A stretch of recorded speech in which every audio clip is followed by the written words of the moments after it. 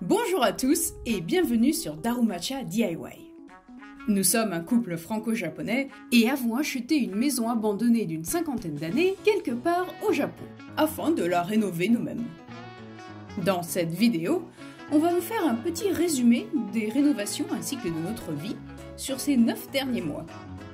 Il se peut que vous connaissiez déjà la situation, si vous avez regardé nos résumés des 3 mois et 6 mois après. Si ce n'est pas le cas, vous pouvez toujours aller jeter un œil. Alors, où est-ce que ça en est après 9 mois de rénovation?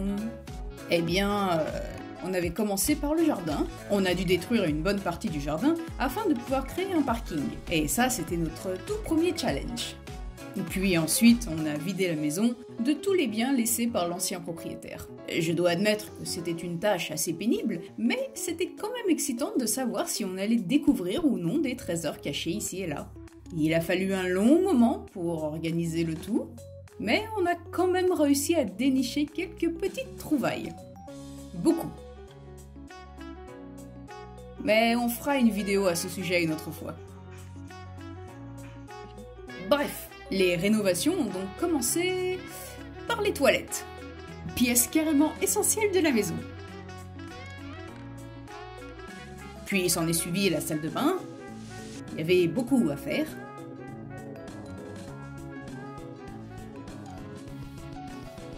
On a décidé de créer une salle de douche en prenant une partie de l'espace dans la cuisine, ce qui du coup a agrandi la salle de bain. Et on a également créé un couloir au rez-de-chaussée.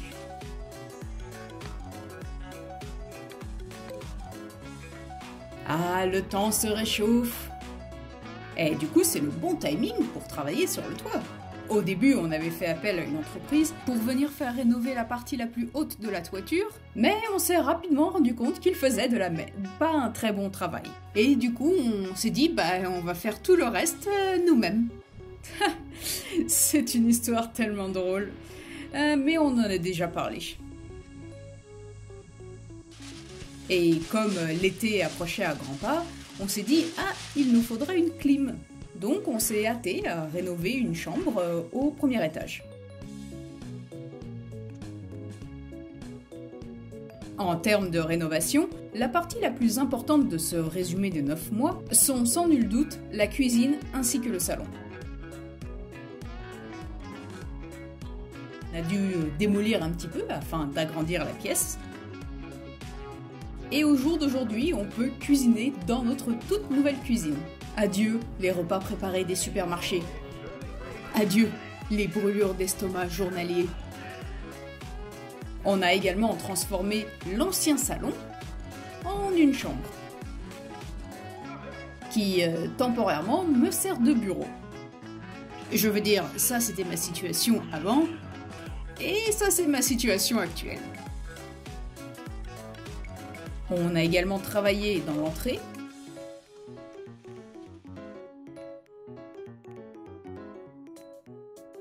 Puis rénové un placard.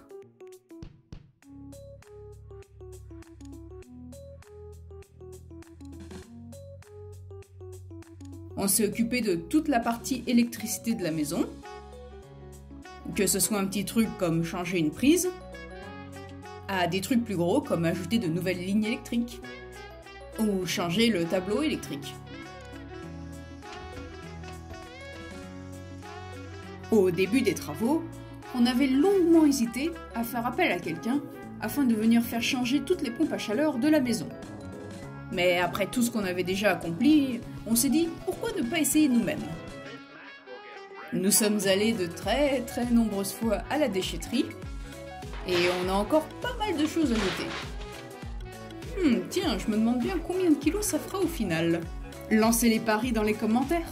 Nous sommes également allés dans un centre de recyclage des métaux, ce qui nous a permis de récupérer un petit peu de sous. Ça, c'était cool. Au-delà du fait de jeter, on a également prolongé la vie de certains matériaux et objets. Puis on a créé du mobilier, ainsi que 4 portes. C'était un défi très intéressant.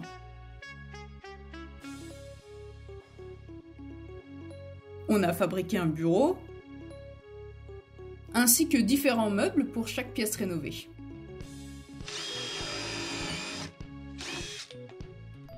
Toujours dans les rénovations, on a encore un petit peu de boulot. Ça serait bien de terminer le jardin, par exemple. Il reste encore 2 pièces à rénover, une au rez-de-chaussée et une au premier étage. Finir la cage d'escalier. On aimerait également créer un couloir au premier étage. Et concevoir encore pas mal de meubles. Puis ce serait bien d'avoir une box Wi-Fi aussi. Et bien sûr, pour le final, la décoration.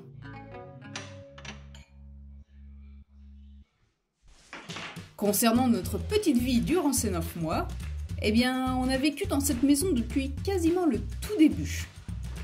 Dans la saleté et les mauvaises odeurs des produits chimiques. Avec un minimum de confort en utilisant notre équipement de camping. Pour aller aux toilettes, on devait marcher jusqu'à la supérette du coin, et ce pendant plusieurs mois. Pareil pour la douche, on allait au bain public tous les jours. Et pour laver nos vêtements, on se rendait à la laverie automatique.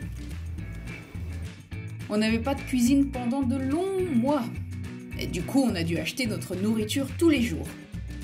Et la conserver dans une boîte en polystyrène. Mais maintenant, on a un frigo. Et lorsque la cuisine était en pleine rénovation, eh bien, on a dû cuisiner dans la salle de bain. Mieux faut pas se mélanger les pinceaux entre l'huile d'olive et la lessive liquide. Heureusement pour nous, certains de nos amis sont gentiment venus nous apporter leur aide. Ça fait du bien de voir du monde et de sociabiliser un petit peu. C'est également impressionnant de voir à quel point les rénovations vont beaucoup plus vite lorsqu'on est plus de 2. Encore merci les amis d'être venus. D'autres fois, on reçoit aussi des cadeaux de nos voisins. Comme des fruits, du fromage fumé, des légumes et du chocolat.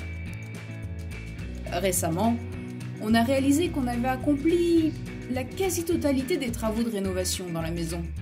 Enfin, les gros trucs, disons. Maintenant, c'est plutôt une question d'agencement et de décoration. Et afin de mieux visualiser, on a créé différents modèles 3D. On doit s'occuper de toute la partie design et de savoir comment agencer tout ça.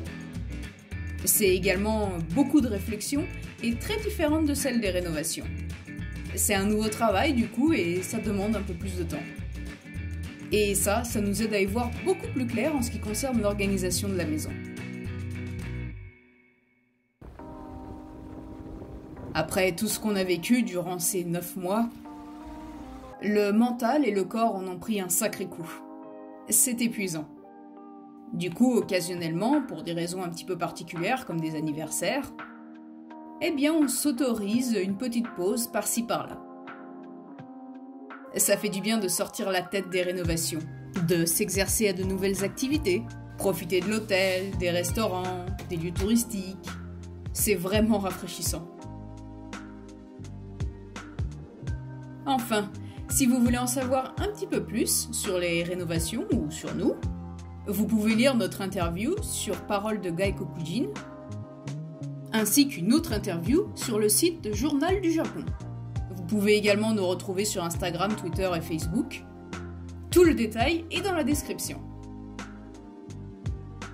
On a également commencé l'écriture d'un blog donnant un petit peu plus de détails sur les rénovations, comme par exemple la manière de procéder, les outils utilisés, les différents coûts. Le blog est pour l'instant en japonais et en anglais, mais bientôt une version française sera également disponible. Tiens, en parlant de coûts, vous vous demandez très certainement combien on a dépensé jusqu'à présent. Eh bien, la maison nous a coûté 11 000 € et les frais de rénovation jusqu'à aujourd'hui nous ont coûté 20 000 €. Encore un grand merci à vous pour votre soutien et votre gentillesse. On est vraiment ravis que vous soyez de plus en plus nombreux à nous suivre dans cette aventure. N'oubliez pas de liker, de vous abonner et de partager la vidéo. Dans un prochain épisode... Ah, ça coupe quelque chose. Ça visse quelque chose? Ça, c'est pas facile. Eh, mais c'est pas le plan de travail, ça? Ça construit un mur? Enfin, vous en saurez plus la semaine prochaine. En attendant, prenez soin de vous.